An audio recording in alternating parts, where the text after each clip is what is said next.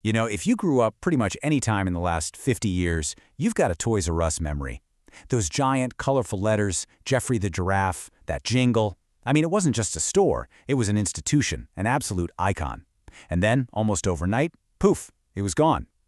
This is the story of how a company that completely owned the toy market went from the very top to total collapse. And when I say the top, I mean the absolute peak. At its height, Toys R Us controlled a wild 25% of the entire U.S. toy market. Just think about that for a second. 1 out of every 4 toys sold in America came from a Toys R Us. They were so big, they could literally make or break a new toy. They were a force of nature.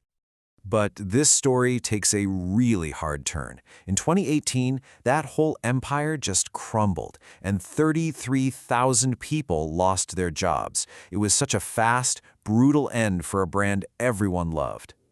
So the big question is, how on earth does that happen? How do you go from total domination to complete liquidation? To figure that out, we're going to break their story down into 5 parts. We'll start with the Golden Age, then the Empire Under Siege, the billion-dollar handcuffs, then death by 1,000 cuts, and finally, we'll get to the ultimate lesson. All right, let's dive in. Okay, so let's rewind, way back. Like a lot of these epic business stories, this one kicks off with just one guy and a really smart observation. His name was Charles Lazarus, and he saw a massive opportunity brewing in post-war America. So picture this. It's 1948. Lazarus opens a kid's furniture store right in the middle of the baby boom. But he noticed something.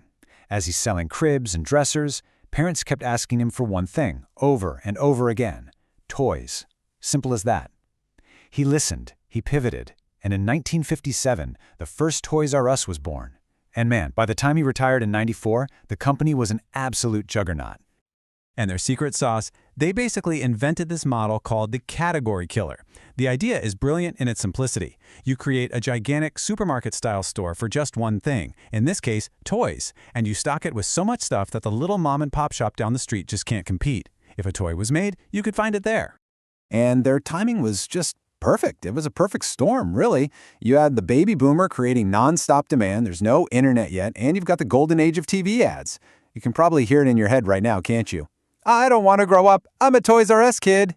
It worked so well that the brand had an insane 98% recognition rate. Almost everyone in America knew who they were. Wild. But you know how these stories go. Right when you're on top of the world, when it feels like you're invincible, that's when the cracks start to show. And for Toys R Us, the threats started coming, and they came from 2 totally different directions. So, the first challenger enters the ring. The big box discounters, like Walmart and Target. They were smart about it. They didn't try to carry every toy. No, they just cherry-picked the hits, the top 70% of bestsellers, and they sold them for less. All of a sudden, if you're a busy parent, already at Target, why make a whole separate trip? Convenience started winning out. The second threat was the internet, and this is where things go from bad to catastrophic. They saw it coming, but their solution was, no exaggeration, one of the worst deals in business history. They decided to partner up with a little online bookseller you may have heard of called Amazon. Okay, get this. Toys R Us paid Amazon $50 million a year to be their exclusive online toy seller. They literally handed over the keys to the kingdom. All their data, their customers, their knowledge. Amazon basically got a PhD in the toy business, on Toys R Us's dime.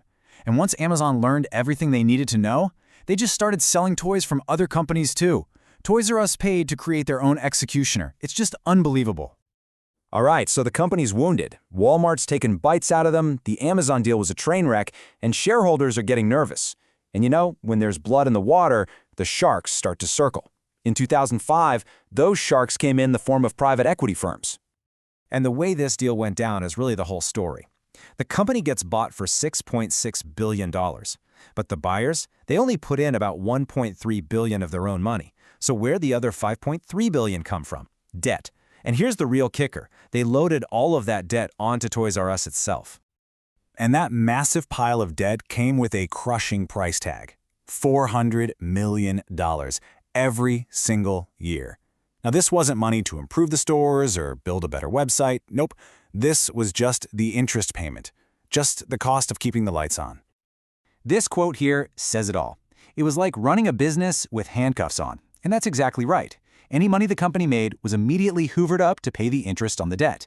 So while competitors like Amazon and Target were reinvesting and getting stronger, Toys R Us was just stuck, completely unable to adapt. So now you have a company in handcuffs, barely able to move. And this is when the final act begins. Death by 1,000 cuts. A whole new storm of problems starts hitting them, all at the same time. I mean, just look at this list. You've got the iPad becoming the new it toy. You've got birth rates dropping. Amazon is just getting bigger and bigger. Discounters are still squeezing them on price, and hanging over all of it, like a giant dark cloud, is that relentless $400 million a year debt payment. They were just getting pummeled from every angle. And when the end came, it came shockingly fast. It's September 2017, right when they're stocking up for Christmas. A rumor leaks about bankruptcy. And that was it. Game over. The toy suppliers panicked and immediately stopped shipping products because they were afraid they wouldn't get paid. That was the fatal blow. A toy store with no toys for the holidays? By March 2018, it was all over. And here's just a final, heartbreaking end to the whole story. Charles Lazarus, the founder, the guy who started it all with that simple idea, he passed away just 1 week after the liquidation of his life's work was announced. A truly sad bookend to an incredible American story. So, when you look back at this whole thing, what's the ultimate lesson? What really killed Toys R Us? Was it Amazon? Was it Walmart? Sure, those were huge problems, no doubt about it. But they weren't the real killer. Because here's the thing you have to remember. The core business was still solid.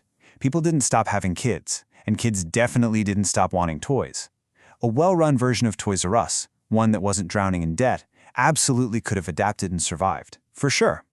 And that brings us right to the real culprit. It was the leveraged buyout, that massive, suffocating mountain of debt. It's the perfect example of how debt can be a useful tool, but it can also be a weapon that turns on you. It completely stripped the company of its ability to invest, to innovate, or to fight back when it mattered most. So, I'll leave you with this question. What's the one thing that can kill even a fundamentally good business? The story of Toys R Us teaches us that sometimes the biggest threat isn't your competition, it's your own balance sheet.